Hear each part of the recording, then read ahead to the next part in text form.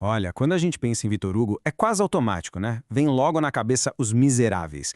Mas a história é muito, mas muito maior. O homem por trás desse livro gigantesco foi... Nossa, ele foi poeta, foi um revolucionário, um político. E para a França, ele se tornou um herói de verdade. Então, bora mergulhar nessa história para entender como isso aconteceu. 1 milhão. Pensa nesse número. 1 milhão de pessoas. Essa foi a estimativa de gente que foi às ruas de Paris, lá em 1885, para o funeral do Victor Hugo. Isso não foi só o enterro de um escritor, sabe? Foi um evento que parou a capital, uma despedida de um gigante, de um titã mesmo. E aí que fica a grande pergunta, né? Como é que um escritor, um cara que trabalha com palavras, vira um herói nacional? Como ele chega nesse status de mito? A vida do Victor Hugo é justamente essa jornada. É uma história incrível que mostra direitinho como um poeta virou o símbolo de uma nação inteira. Para a gente entender essa trajetória, vamos passar por 6 pontos principais da vida dele.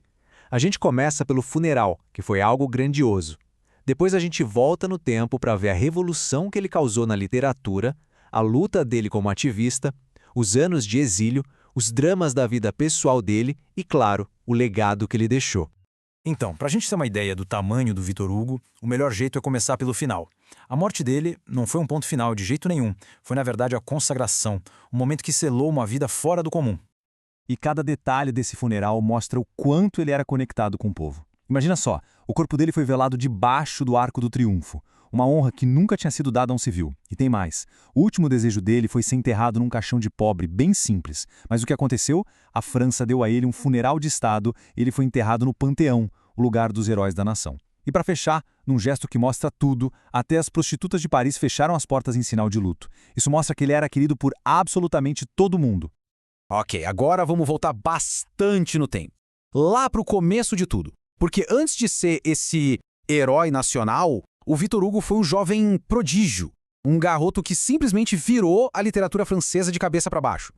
A subida dele foi um foguete. Com 15 anos, ele já estava ganhando o prêmio da Academia Francesa. Aos 20, já ganhava uma pensão do rei por causa dos poemas dele. Chegou nos 25 e, pá, ele escreveu o prefácio da peça Cromwell, que basicamente chacoalhou tudo. E com 28 anos, a estreia da peça Hernani virou uma confusão generalizada. Tinha briga no teatro, gente saindo na mão na rua. De um lado, os jovens românticos, do outro, os velhos clássicos. E foi ali que ele se tornou o líder, sem discussão, desse novo movimento. E qual era a grande ideia dessa revolução toda? Era uma coisa bem específica. A arte não tinha que mostrar só o que é bonito, o perfeito, o que ele chamava de sublime. Não. A arte tinha que mostrar a vida como ela é, de verdade, misturando o bonito e o feio, o nobre e o esquisito, o que ele chamava de grotesco. Para ele, um personagem como o Quasimodo era tão importante para a arte quanto qualquer príncipe. E o mais legal é que essa ideia toda não ficou só no papel, na teoria. O Hugo pegou esse talento imenso que ele tinha e usou para ser a voz de quem não tinha voz, para lutar por justiça. Bora ver como ele fez isso? Olha só, muito antes de Os Miseráveis, ele já estava nessa pegada. Com só 27 anos, ele publicou O Último Dia de um Condenado, um livro que era um soco no estômago, uma crítica pesadíssima à pena de morte. Foi um ato de coragem imenso que depois inspirou gigantes como Charles Dickens e o Dostoiévski. E a arte dele tinha efeito no mundo real, sabe? Notre-Dame de Paris, que a gente conhece mais como O Corcunda de Notre-Dame, não foi só um livro que vendeu bem. O livro fez com que as pessoas olhassem de novo para a arquitetura gótica, que na época era meio desprezada. Foi por causa do livro que começou um movimento gigante para restaurar e salvar a catedral. A arte dele literalmente salvou um monumento. E aí, claro, a gente chega na obra-prima, Os Miseráveis. Foi um terremoto. Enquanto os críticos da época falavam que era um livro grosseiro, sem classe, o povo simplesmente abraçou a obra. Os livros sumiam das prateleiras em questão de horas. E os temas do livro, como a pobreza, a injustiça, a redenção, tudo isso virou debate lá na Assembleia Nacional, no Congresso francês. O Hugo não escreveu só um romance, ele criou um movimento. E essa paixão toda por justiça social, claro, acabou levando ele para a política. E a vida dele na política foi tão cheia de drama quanto a dos personagens que ele criava. A mudança política dele foi assim, de 180 graus. Ele foi criado pela mãe que era super católica e a favor da monarquia. Então o Hugo começou a vida como um conservador. Mas, com o passar do tempo, ele foi mudando de ideia até se convencer de que o caminho certo era a democracia. Ele simplesmente rompeu com tudo isso e virou um dos maiores defensores da República. E essa frase aqui, ela resume a fibra moral do cara.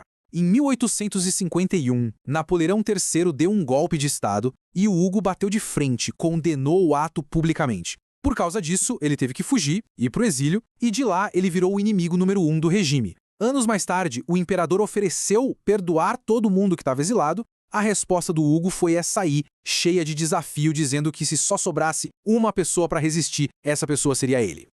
E ele cumpriu a promessa. Foram 19 anos. Pensa nisso, quase 2 décadas fora do país, porque ele não abria mão do que acreditava. E o mais incrível é que foi justamente nesse tempo que ele escreveu algumas das suas obras mais importantes, incluindo Os Miseráveis. O exílio não calou Victor Hugo, muito pelo contrário, só fez a voz dele ficar ainda mais alta. Mas por trás dessa figura pública, do gênio da literatura, do herói político, existia um homem. E a vida pessoal desse homem foi bem complicada, cheia de tragédias e paixões que consumiram ele. A vida dele foi marcada por muita dor, sabe? Ele viu o próprio irmão ter um colapso mental no dia do seu casamento. O casamento dele com a Adele desmoronou com a traição dela, com o melhor amigo dele.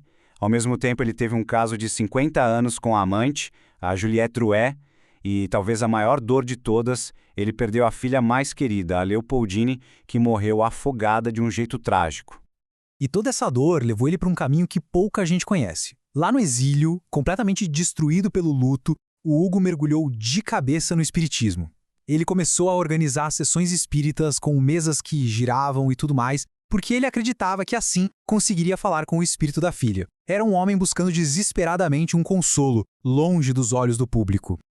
Bom, e no fim das contas, o que fica de tudo isso? Fica um legado com muitas faces. Um legado tão grande e complexo quanto o próprio Victor Hugo. É que o Victor Hugo não foi uma coisa só. Ele foi o artista que mudou as regras do jogo na literatura. Foi o ativista que fez da sua caneta uma arma. Foi o político que defendeu a democracia com unhas de dentes. E no final, ele virou um ícone, a própria consciência da nação. Um símbolo da República Francesa que ele ajudou a construir.